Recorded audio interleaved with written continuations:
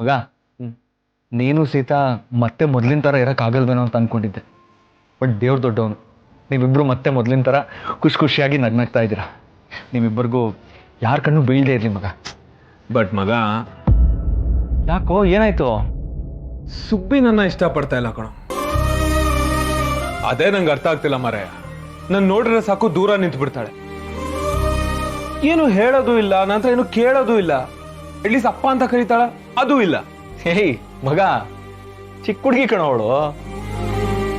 ಈ ಚಿಕ್ಕ ಮಕ್ಕಳು ಕೆಲವ್ರನ್ನ ಬೇಗ ಹಚ್ಕೊಳ್ಳಲ್ಲ, ಮಾತಾಡೋಕ್ಕೂ ಹಿಂಜರಿತಾರೆ.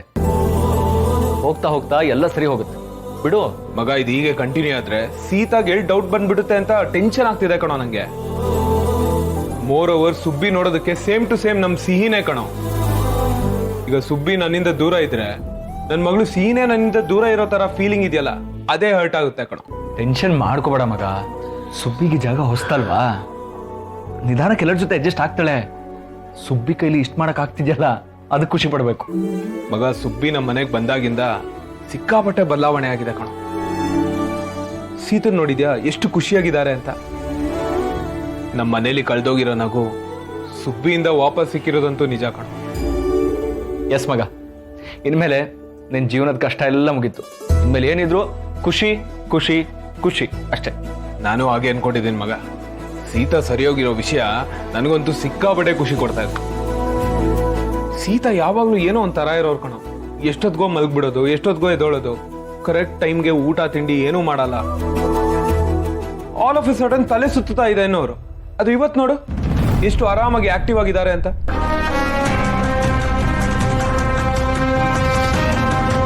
ಆದ್ರೆ ಇವತ್ತು ಭಾರ್ಗವಿ ಚಿಕ್ಕಿಗೆ ಯಾಕೆ ತಲೆ ಸುತ್ತ ಬಂತು? ಆಕಾಶ್ ಅಂಕಲ್ ಸೂಪರ್ ನೀವು. ಅಪ್ಪನ್ಗೀಗ ಬಡ್ಡಿ ಬಂಗಾರ ಮಾಟಿ ಮೇಲೆ ಡೌಟ್ ಬರುತ್ತೆ. ಇದ್ದಕ್ಕಿದ್ದ ಹಾಗೆ ಅವ್ರಿಗೆ ಯಾಕೆ ತಲೆ ಸುತ್ತ ಬಂತು ಅಂತ ನಂಗೆ ಗೊತ್ತಾಗ್ತಿಲ್ಲ ಕಣ.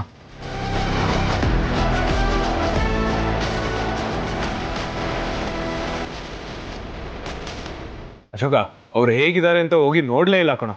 ಅವ್ರು ಏನಾದ್ರು ಹುಷಾರಾಗಿಲ್ಲ ಅಂದ್ರೆ ನಾನು ಇಮಿಡಿಯೇಟ್ಲಿ ಡಾಕ್ಟರ್ನ ಕರೆಸ್ತೀನಿ. ಅಪ್ಪ ಹೋಗ್ಬೇಡ, ಆಕಾಶ್ ಅಂಕಲ್ ಹೇಳೋದ್ ಕೇಳಿಸ್ಕೋ.